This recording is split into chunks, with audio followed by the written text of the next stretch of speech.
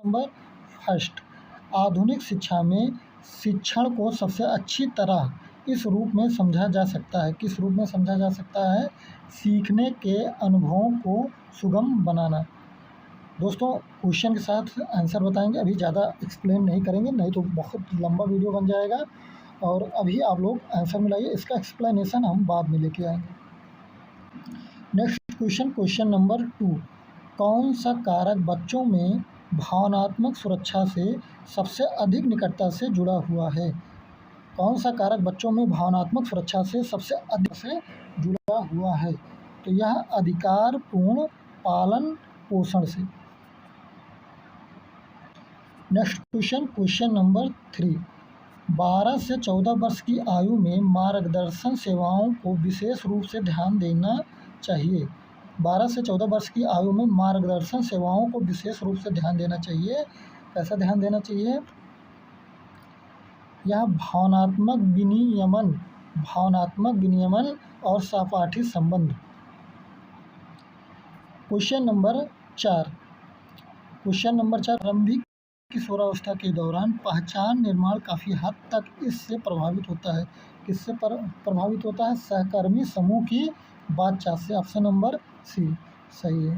Question number 5, किशोरावस्था में भावनात्मक अलगाव इस बात की आवश्यकता का संकेत हो सकता है। इस बात की आवश्यकता का संकेत हो सकता है। किस बात की आवश्यकता का संकेत हो सकता है? तो यह परामर्श हस्तक्षेप। Option number A, question number 5 का ऑप्शन नंबर ए सही है, परामर्श हस्तक्षेप। नेक्स्ट क्वेश्चन, क्वेश्चन नंबर 6, वायगॉत्स्की का मानना था कि अधिगम सबसे अच्छी तरह से होता है। वायगॉत्स्की का मानना था कि अधिगम सबसे अच्छी तरह से होता है। अधिगम सबसे अच्छी तरह से कहाँ होता है? सामाजिक अंतःक्रिया के माध्यम से। क्वेश्चन नंबर 7, किशोरावस्था में तत्परता के नियम का अर्थ है कि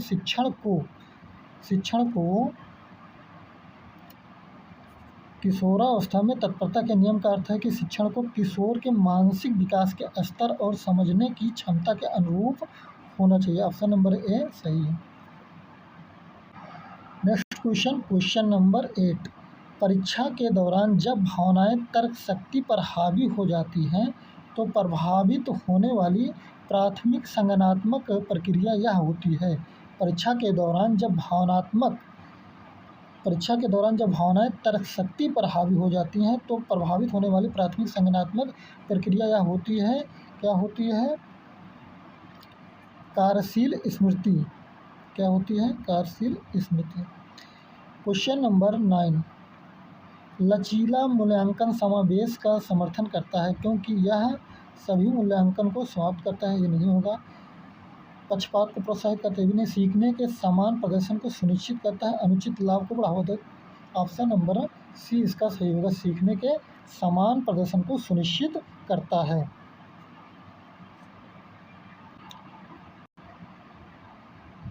नेक्स्ट क्वेश्चन, क्वेश्चन नंबर 10, एक स्थिर ऊपर की ओर बढ़ता हुआ सीखने का वक्र दर्शाता है। यह प्रभावी अधिगम। क्या दर्शाता है? प्रभावी अधिगम। जैसे एक स्थिर ऊपर की ओर बढ़ता हुआ सीखने का वक्र जो है बढ़ रहा है, ये तो ये प्रभावी अधिगम दर्शाता है। नेक्स्ट क्वेश्चन, क्वेश्चन नंबर 11, किशोरावस्था में वह सुदृढ़ीकरण जो आंतरिक प्रेरणा को बढ़ाता उसे कहते हैं। क्या कहते हैं? व्यवहार को अत्यधिक नियंत्रित करने के बजाय मार्गदर्शन प्रोत्साहन प्रदान करना चाहिए। ऑप्शन नंबर सी सही है। नेक्स्ट क्वेश्चन, क्वेश्चन नंबर 12, विकास के सिद्धांत के अनुसार एक व्यक्ति से आकार लेता है। विकास के सिद्धांत के अनुसार एक व्यक्ति से आकार लेता है। कैसा आकार लेता है? यह पर्यावरण के साथ निरंतर संपर्क। ऑप्शन नंबर बी सही है। नेक्स्ट क्वेश्चन, क्वेश्चन नंबर 13, किसी छात्र को धीमा सीखने वाला लेबल करने के परिणाम स्वरूप हो सकता है। किसी छात्र को धीमा सीखने वाला लेबल करने के परिणाम स्वरूप हो सकता है। कैसा परिणाम स्वरूप हो सकता है? स्वपूर्ति भविष्यवाणी, स्वपूर्ति भविष्यवाणी, ऑप्शन बी सही। Question number 14, question number 14, question number 14, किशोरावस्था 12 से 14 वर्ष के दौरान समावेशन को विशेष रूप से का समर्थन करना चाहिए। तो यह समर्थन करना चाहिए कैसा? पहचान और निर्माण। किशोरावस्था 12 से 14 वर्ष के दौरान समावेशन को विशेष रूप से पहचान निर्माण का समर्थन करना चाहिए।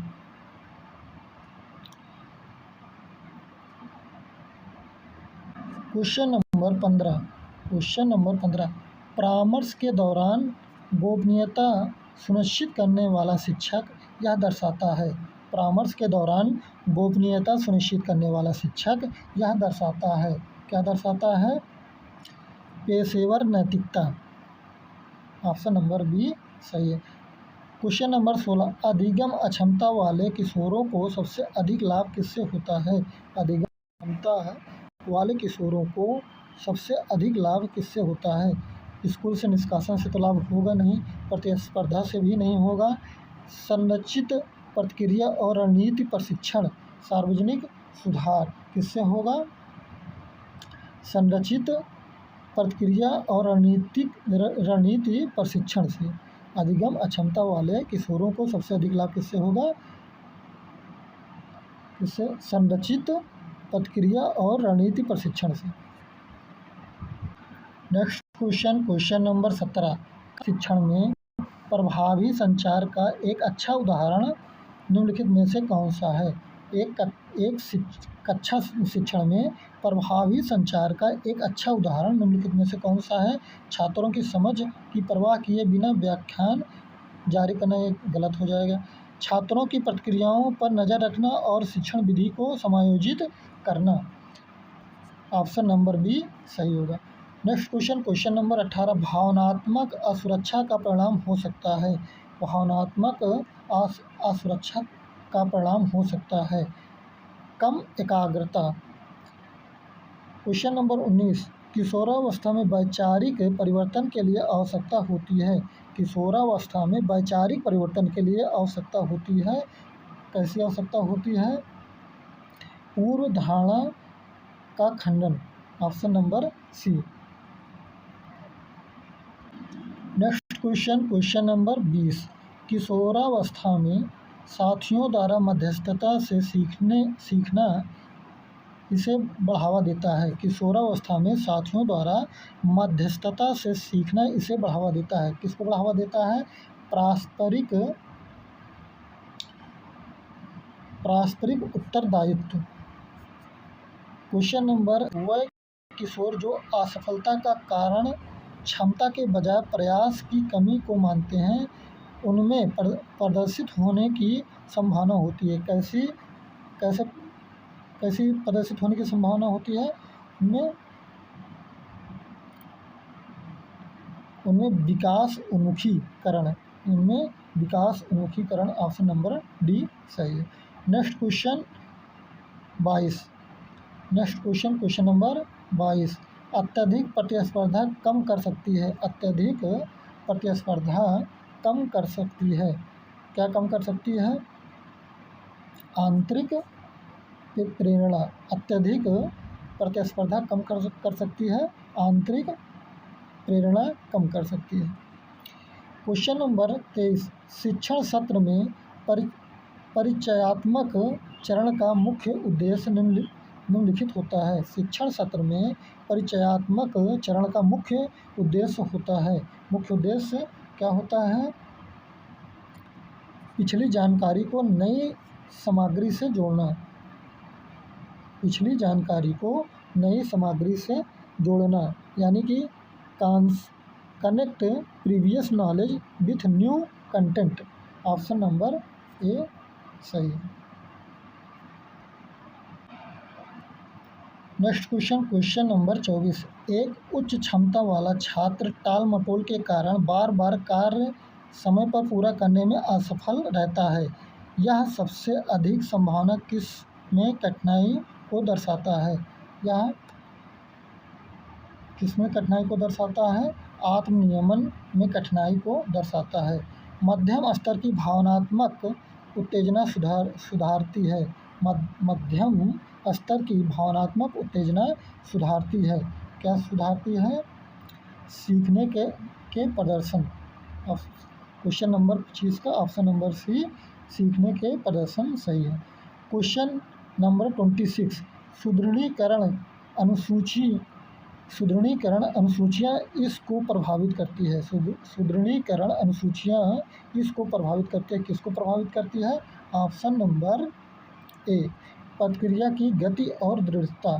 प्रतिक्रिया की गति और दृढ़ता को प्रभावित करती है।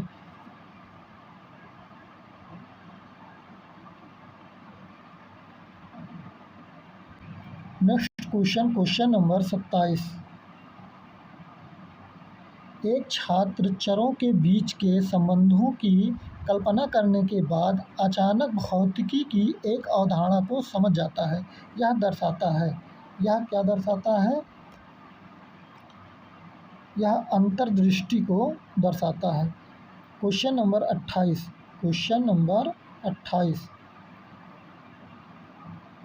एक किशोर द्वारा परिकल्पना परीक्षण के माध्यम से वैज्ञानिक समस्या का समाधान करना यह दर्शाता है। एक किशोर द्वारा परिकल्पना परीक्षण के माध्यम से वैज्ञानिक समस्या का समाधान करना यह दर्शाता है। क्या दर्शाता है? परिकल्पना निगमनात्मक तर्क। ऑप्शन नंबर ए, परिकल्पना निगमनात्मक तर्क। क्वेश्चन नंबर 29, प्रभाव का नियम कक्षा में विशेष रूप से उपयोगी है। प्रभाव का नियम कक्षा में विशेष रूप से उपयोगी है। कैसा उपयोगी है? व्यवहार प्रबंधन। ऑप्शन नंबर ए सही। नेक्स्ट क्वेश्चन नंबर 30, किशोरों के लिए एक अच्छे सूत्रधार को चाहिए। किशोरों के लिए एक अच्छे सूत्रधार को चाहिए। कैसे सूत्रधार को चाहिए? स्वतंत्र सोच को प्रोत्साहित करने वाले।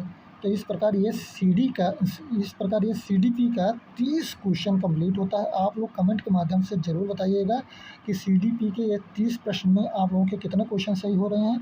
पूरा वीडियो देखने के लिए धन्यवाद।